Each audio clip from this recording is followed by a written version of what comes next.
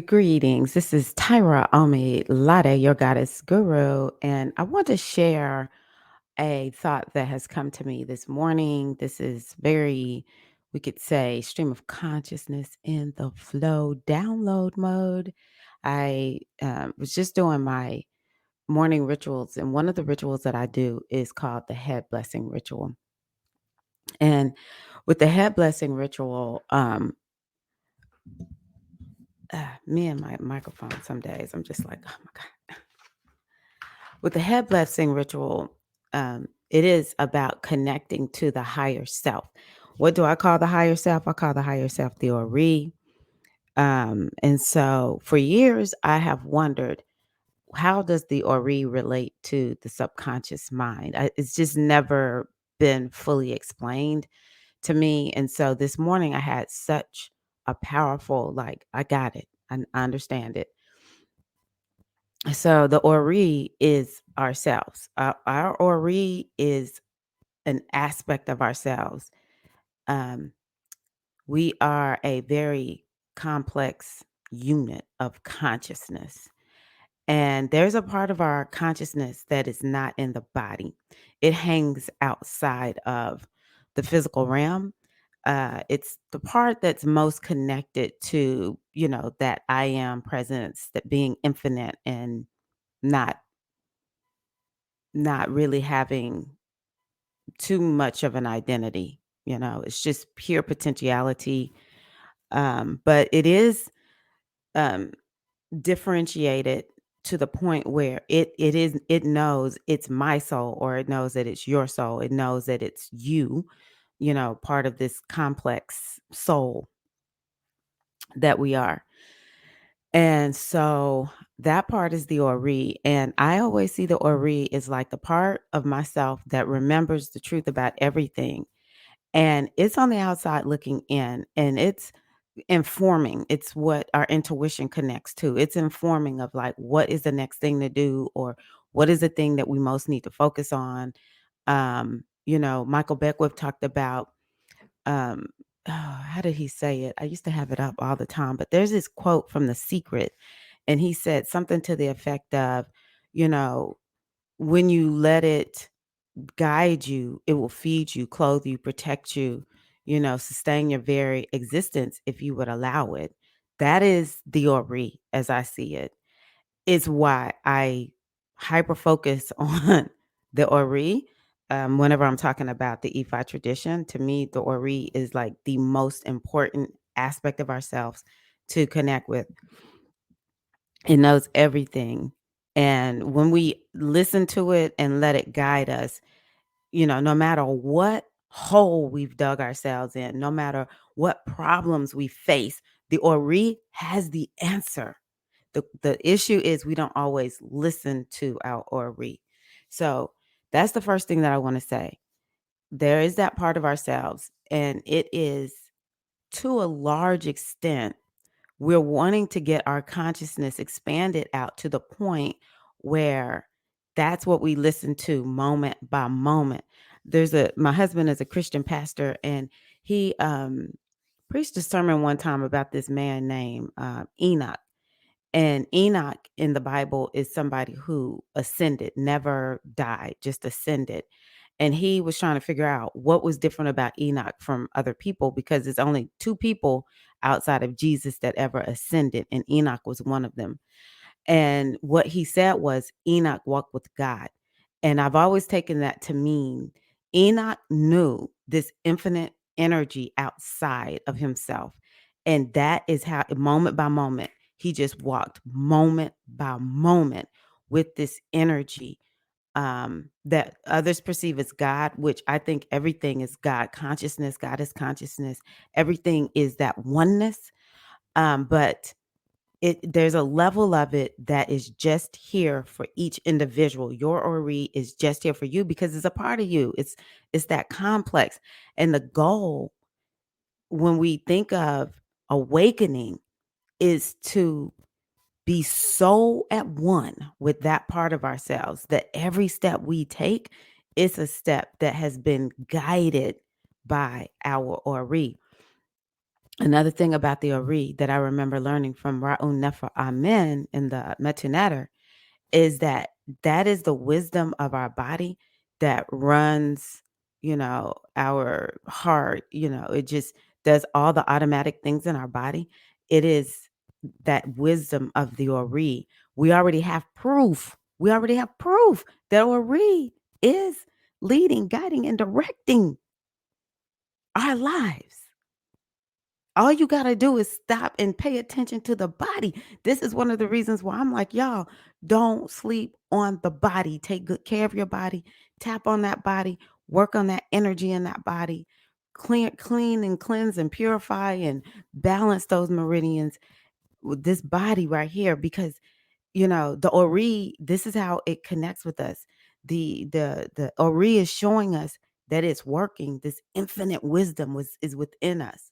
And what Abraham Nefer Amen says is you want to bring that infinite wisdom of our body from the background to the foreground and let it lead, God, and direct your life. And that to me is Ori, the higher self. Okay. Um And so I've often wondered, what is the difference between the Ori and the subconscious? There was a part of me that the subconscious mind, there was a part of me that always sort of felt like they're not the same thing. And now I realize they are definitely connected, but I see them as two different aspects of ourselves that we need to understand how they work, although they're connected. Like you can't separate the two. But the Ori is the consciousness as I see it. It's the wisdom, it's the energy, and the subconscious mind is the vehicle within us that allows us to create experience here in space-time continuum. The way we've been set up is, whatever we're focused on, whatever lessons we came back here to learn, or whatever we're coming here, like however steep we get into our human experience in the sense that we have forgotten the truth of who and what we are. That's all the subconscious mind's job is to like store it all and to see okay, what does she want next? What experience is he looking for next? Um and it is what is going to help produce the experiences that we are having here in this space-time continuum. It is a highly wise, powerful aspect of ourselves, and the reason we don't take the time to focus on our subconscious mind is because we can't see it. We're so much about the five senses. And then we live in a society that makes you think things like hypnosis are whack or something that can be used for manipulation, when in all actuality, hypnosis is just a part of being human. This is how we get programmed. This the goddess I relate to, the subconscious mind, is Yemonja. Yemonja is all of these energies that we know as the Neter, the Orisha, the archangels. They're all um, energy centers within us. They all are represented as energy or faculties or aspects of ourselves. And so learned this from around Ephraim. Yemonja Aset is the memory. Okay. What is the memory? It's a part of the subconscious mind. And the memory is that faculty. Not all faculties are wide open in babies. They are programmed to have certain faculties open that help them to survive and understand how to acclimate to the space-time continuum and whatever culture they've come into, all this. And so the memory, when I tell you, I've always just, it's just like I'm just now really getting it. When I tell you, I've always just been like, y'all, watch the memory, watch what you're remembering, really hone in on this this aspect or this faculty that Yemaja owns and runs, which is the memory. And that is because the subconscious mind, well, first of all, she is the subconscious mind. She is what is below the surface. When we think about this energy, Yemoja, she is the ocean. And what is deep, deep, deep down in that ocean? It's like different levels to the ocean, right? And it's certain parts of the ocean we have not even seen, right? This thing is powerful, and the ocean really and truly rules this earth. The waters of the physical earth, it is running the show. It's like it was here first, right? And so this is Yemanja. She is the memory. She is the subconscious mind. This is all me studying and piecemealing things together. You may not hear this coming from people who are more traditional. Let me just say it that way. So just know you just hearing me talk, okay, based on my studies. So she is the subconscious mind. And this subconscious mind, it has a perfect memory. It is designed to remember everything. And when once you begin to get in relationship with your subconscious mind, then you will begin to understand how to control your life. You will begin to understand how to heal your life. You will begin to understand, um, how to call in experiences and send other ones out. So, what I came up or what came into my mind, dropped in my consciousness this morning, is that the Ori is standing on the outside looking at this subconscious mind like, oh my God. She's got this there and she's got that there. And oh my gosh, these right here, this little section over here, this is like something that is really creating some issues from her. It keeps her from hearing from me. She has a goal that she wants to achieve, and this is what she needs to be working on right here. Like I can see it as clear as day. And so why do we get caught up in these loops of we just keep experiencing the same thing over and over and over? It's because there's something there in the subconscious mind. Now, some of it is by choice. We have gotten comfortable with the loops. That's another part of how we as humans, the divinity in human form, how we've been programmed to be here in this space time continuum. There's loops that are created. And these loops help to keep us from having to think about the same thing over and over and over, where we can just automate it. And this, because the other thing you have to remember, and I remember hearing this when I first had children, there was a book that I read, and the book said, I assure you, infants are born to survive. Everything you see in an infant is designed to get that baby to survive. They're going to do whatever they need. These infants that are born, they are not they're helpless in some regards, but honestly, these are powerful little beings. All you gotta do is think of some of them who whose mamas were on drugs or alcohol, and these babies still made it. Or they are born into abject poverty in some kind of way, they still overcome and make it and go on to do great things, right? Even if they don't go on to do great things, they to survive some of the things that we see babies survive, that's a powerful little being who has that thing that's programmed into them, which is how we were created. Like, the infinite wisdom of the universe was like, hey, when you the almighty and you drop down into a body, you got to make it really desirable to stay in that space-time continuum. They are born to survive.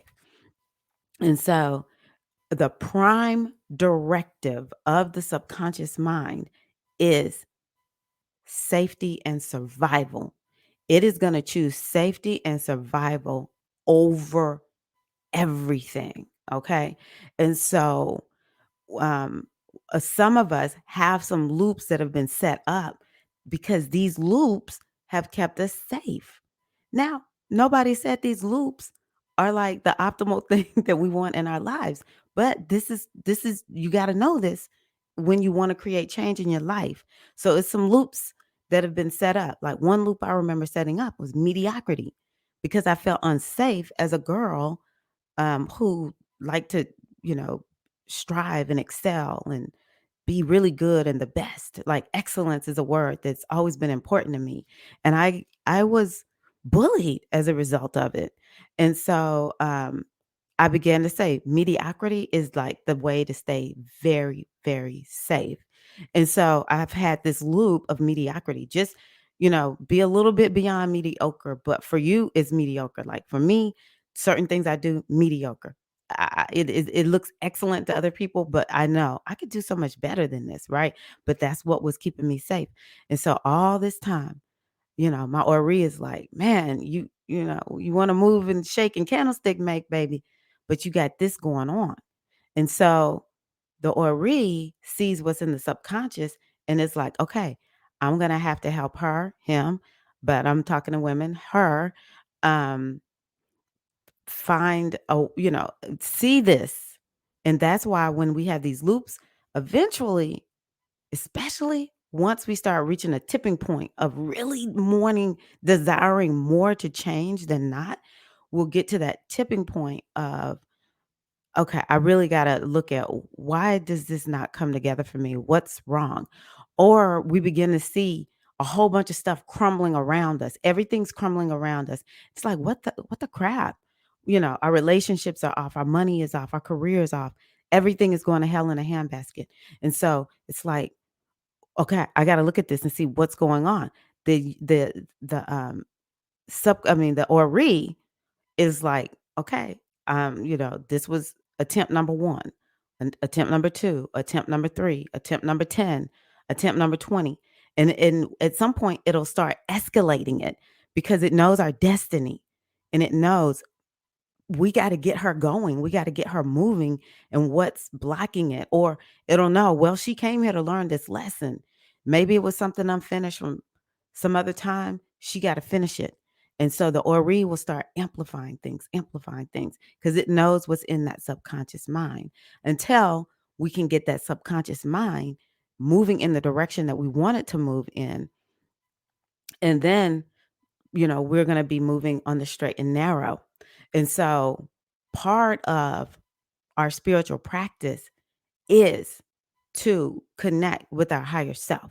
And I'm telling you, you're never not connected to your higher self. The ultimate is to open your mind or the ultimate is to open yourself to hear. I remember when I began to realize it's not that my Ori is not speaking to me. That's some BS. My Ori speaks to me daily because I'm breathing, my heart is pumping, my body is doing what it's doing. My Ori is speaking to me daily. All right. It's letting me know I'm here, boo. Whenever you want to, work in tandem, work together, I'm here. It's I haven't been listening. So that's part of why it's so important to do our spiritual practices and to get quiet and so that we can hear from our Ori and understand how to be like Enoch. I remember there was a young lady who changed his name in Nokia on I met a long time ago online in Nokia. We need to be like a Nokia, okay? We need to walk in tandem with our higher self, our the most expanded version of our inner goddess. And then the other part of our practice is designed to help us identify what's in the subconscious mind that is not serving us, to release it and to let it go. Great time to do it would be doing anytime there's a waning period or some energy that has to do with releasing and letting go. And then the other part of this is to put into the subconscious what it is that we desire. I look at the Ori as the part of myself that's like, okay, I know your life from start to finish. I know the timeline that you're on. I know that for me, I love astrology. I know that chart and I know where you're supposed to be And baby, we're gonna get you to go there. We're gonna just keep working, working, working to get you there. And this is what the Ori is doing. It's constantly working. But the more we walk in tandem with the Ori, then it life feels like a flow. It feels like ease, just like I talked about with Dr. Beckwith saying, when you allow it, it will sustain your very existence. And this is where we begin to experience what we perceive as miracles. But what if we were meant to live miraculous lives? What if we were meant to live moment by moment miracles? And I can tell you, we do. To be able to wake up in the morning, to have a mind that can think, breathing. I don't care if it's like at the highest level or the smallest level, baby, that's miraculous. Okay. But we can open ourselves up to even more miracles. The other part though is the Ori beckons you to come to it. The Ori beckons you, come here, come sit with me, come be with me. And that requires us to unplug from the outside world. The Ori doesn't wish for us to stay unplugged from the outside world. It's just saying, come in so you can understand what it is you need to be working on. Are you in a time of release? Are you in a time of energy and action? Are you in a time of rest? What are you supposed to be doing right now? And how much can you allow yourself to trust the infinite wisdom of the universe that is your Ori, that is your higher self, and to allow it to infuse your consciousness so that you see the world through the lens of your Ori. And when we do that, it is infinite abundance. There is no judgment of anything or anybody. There is complete and absolute forgiveness. There is love and compassion and complete gratitude. This is what we experience when we allow ourselves to connect with our Ori. And when we do that, then the Ori will say, what do you desire right now in this world? Because I don't believe it's all preset. The Ori knows she came here to do certain things, but she gets to choose. What does she want? Does she want drama? Does she want peace? Does she want trauma? Or does she want to live infinitely abundant? And it will say, okay, let's do this. And how does it do it? Through the subconscious mind. But it does take us making the connection to both. It does take us taking that time to realize the subconscious is a perfect memory. It remembers everything that we've ever experienced, ever seen, ever known. And so it does take us making sure we're clearing it out, erasing it. When I just said that, it made me think of something I wanted to say earlier, but didn't want to get distracted by it. This is why I love Ho'oponopono. Now, the way it was taught to me by Mr. Dr. Hu Lin, who is very well known for teaching it. There's other well-known teachers, but this is the one that I found it through. He talks about getting back to zero. And what you're wanting to do is to get to the point where the memories, this is what he talks about. He said, you either in memory or you in inspiration, going back to me talking about this energy of the goddess Yemanjá. You either in memory or you're in inspiration. And so much of what we do is based on memory. So much of what we experience is based on memory. And so what we're wanting to do is to get our subconscious mind as clear as possible so that we are able to operate based on inspiration. Where does the inspiration come from? It comes from the Ori and the infinite wisdom of the universe, which is Ori, and that is one and the same as I see it. Um, and so it does take us doing our spiritual work, our spiritual practices. Part of the awakening process is designed to get us to this point where we understand this. Not only do we understand it, but we live it. Because let me tell y'all, I may understand it, but baby, I gotta walk this thing out just like everybody else. This is Tyrone Milade. I hope that this has been a beneficial channel and share with you all. Love you all so much. Take care. Peace and love.